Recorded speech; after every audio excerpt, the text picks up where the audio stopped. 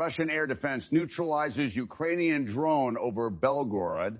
Moscow claims tensions between Russia and Ukraine took another turn as the Russian Ministry of Defense reported an interception of what they labeled as a terrorist attack initiative by Ukraine.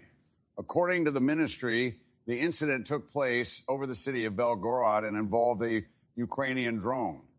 In an official statement released on Friday, the ministry detailed the episode, noting on September 8 at about 15:00, an effort by the Kyiv regime to initiate a terrorist attack using an aircraft type WAV over Russian territory was thwarted.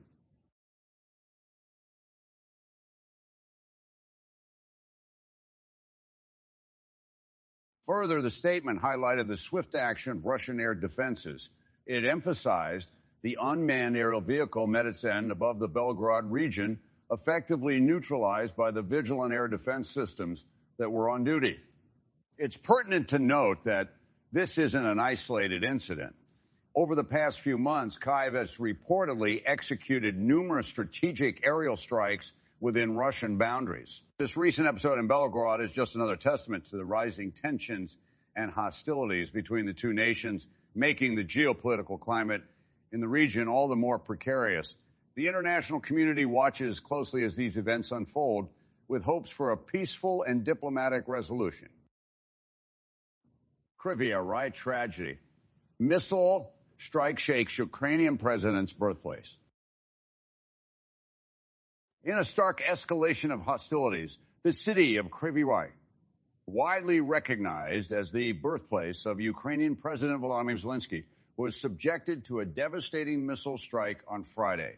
The attack, attributed to Russian forces, has plunged the city into mourning, with one individual confirmed dead and 54 others nursing injuries. Relaying the heartbreaking news, Ukrainian Minister of Internal Affairs, Ihor Klimenko, shared his grief over the loss on Telegram.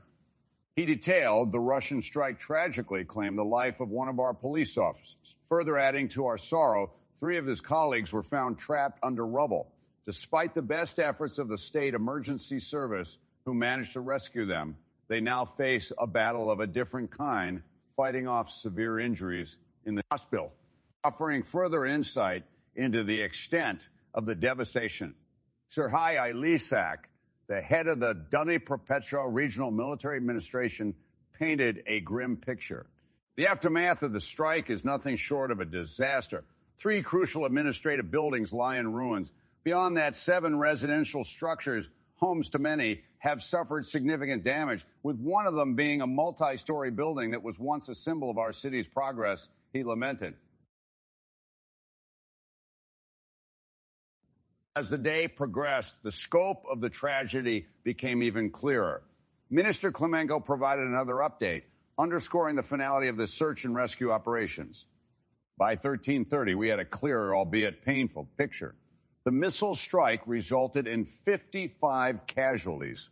While we mourn the loss of 1 soul, 54 others, including 9 of our brave police officers, are grappling with injuries of varying degrees. He elucidated that the attack on Kryvyi Rih has not just been a local tragedy, but has garnered international attention. Given its status as President Zelensky's hometown, the strike carries symbolic weight, potentially deepening the rift between Russia and Ukraine. As global leaders call for peace and de-escalation, the incident in Kryvyi Rih stands as a somber reminder of the human cost of war. The world now anxiously awaits potential diplomatic resolutions, hoping for a cessation of these violent confrontations that have already taken so much. Ukraine's new directive. Medically trained women to register for military service amidst intensifying conflict.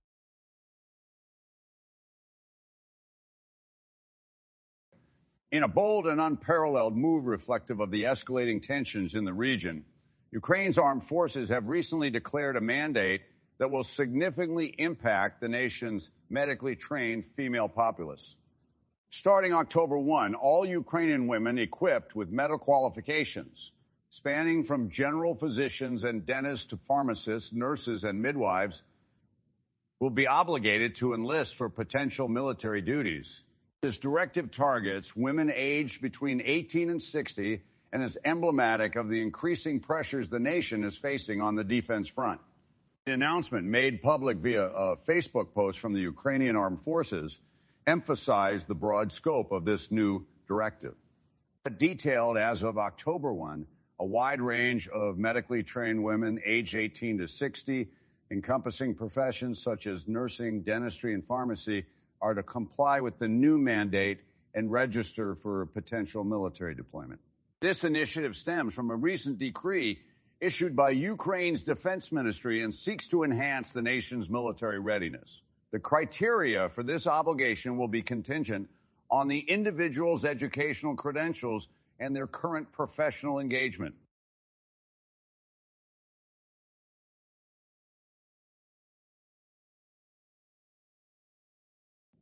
In a significant declaration of gender parity, the armed forces accentuated that the obligations and duties of these women in a military capacity will mirror those of their male counterparts.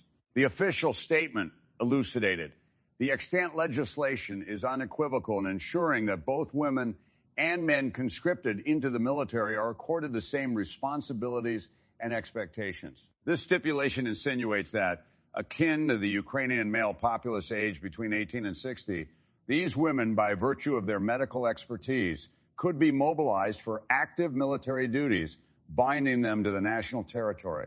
Elaborating on the ramifications of this enlistment, Fedya Venislavskaya, an esteemed member of Ukraine's parliament affiliated with the National Security Committee, conveyed in an interview with the Ukrainian media outlet RBC upon registration, these women are accorded the formal status of conscripts. Their travel prerogatives, especially international, are determined by this designation.